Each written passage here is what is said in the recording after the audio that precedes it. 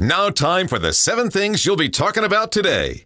Number 7. The Iron Bowl. Yes, the Iron Bowl between Alabama and Auburn. Not that I need to tell you that. The Iron Bowl between Alabama and Auburn will kick off at 6:30 p.m. at Jordan-Hare Stadium for the first primetime slot since 2014, moving from the traditional 2:30 p.m. start time, with Alabama's playoff push in peril after an Oklahoma loss and Auburn's quest for its first win since 2019. Plus, they want to screw up their season. I mean, let's just be real about what they actually want to do. They want to screw up Alabama's season. And a lot has been made about what happens when you go into Jordan-Hare, and you've heard it from Nick Saban himself. He's like, going in there is hard. He knows it. He knows it's hard, and he knows that those games can go sideways and get squirrely really, really quickly. And they're worried about this. So that's going to be a good game. 6:30 p.m. night game.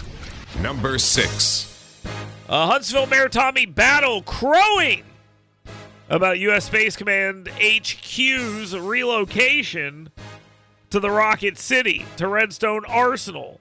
It was his State of the City speech. He highlighted the 1,400 new jobs that will be coming in over 5 years, and there's more to it than that, I promise you.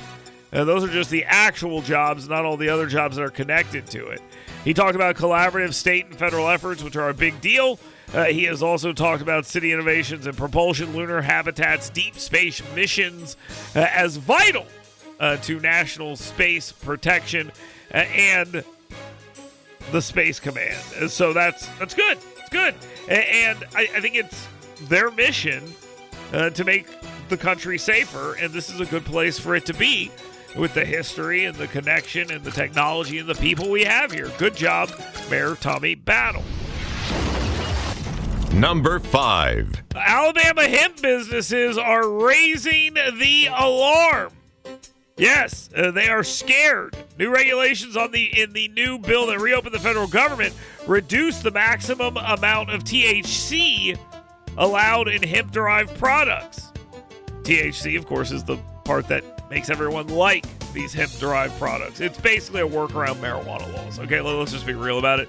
And the hemp industry executives say 90% of products nationally are going to be impacted by this multi-billion-dollar industry hit, which is not much of a surprise. You sell something that's probably illegal.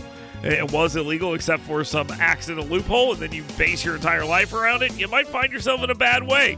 And that's what's happening here. 90%, 60% according to some of those things being taken off the shelf. Big concerns by people, and I think it's fair to have those concerns. But you got to get this stuff passed through the legislature, not an accidental pass. Number 4. Big news for President Donald Trump's 20-point peace plan in Gaza when the UN gets on board with it. Yes, the UN Security Council passed a U.S.-backed resolution 14-0 endorsing that 20-point peace plan.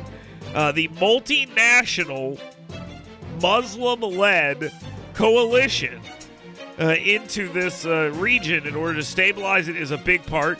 Demilitarization of Hamas and I'm hoping the Palestinian Authority eventually, and aid is a part of it.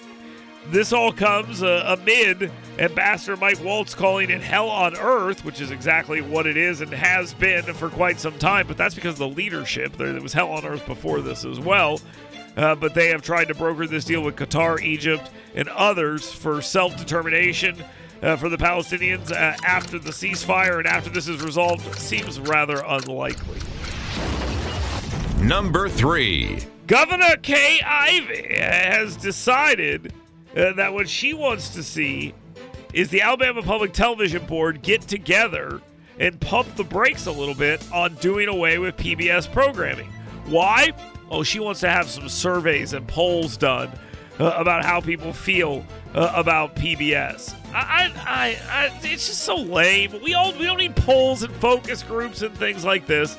PBS and Alabama Public Television and NPR and Alabama Public Radio were all given plenty of time to say, hey, we don't like this. Stop this. The bias is out of control. Get this crap off the airwaves or rein it in.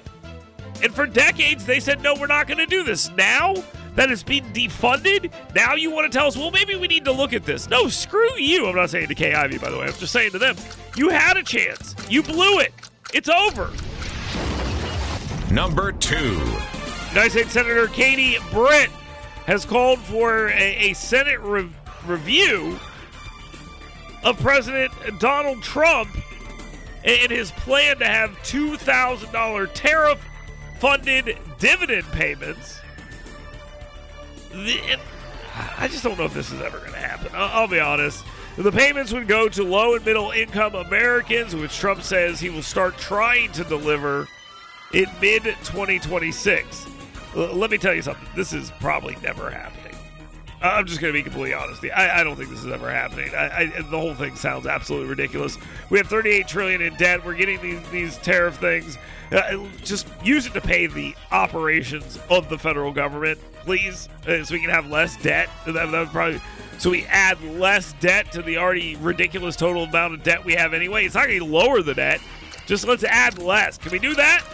Can we do that? That would be nice. Now, time for the number 1 thing you'll be talking about today.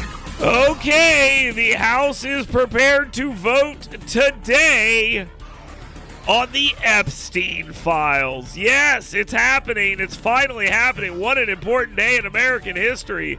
Donald Trump says he would sign the Epstein files bill if it passes.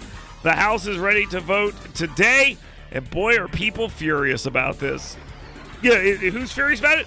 Oh, the same people who said, hey, we need to have the Epstein files released. And then Donald Trump says, okay, release the Epstein files. No, not now, not that way. It's like, wait a second, I thought you wanted this done. I thought you wanted this done. So Donald Trump came to the right position, and now you're mad that he came to the right position?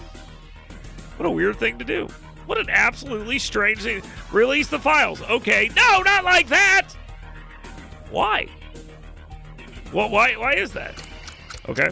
So we now have a reality that there will be a vote for the bill to be released that would require the DOJ to make every document it has on Epstein and his former girlfriend and associate, Ghislaine Maxwell, public.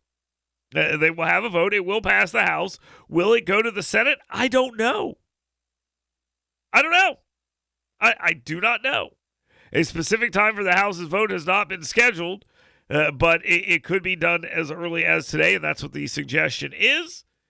It still needs to go to the Senate, and hopefully it can get passed. I can't see why it wouldn't. Donald Trump has given the green light.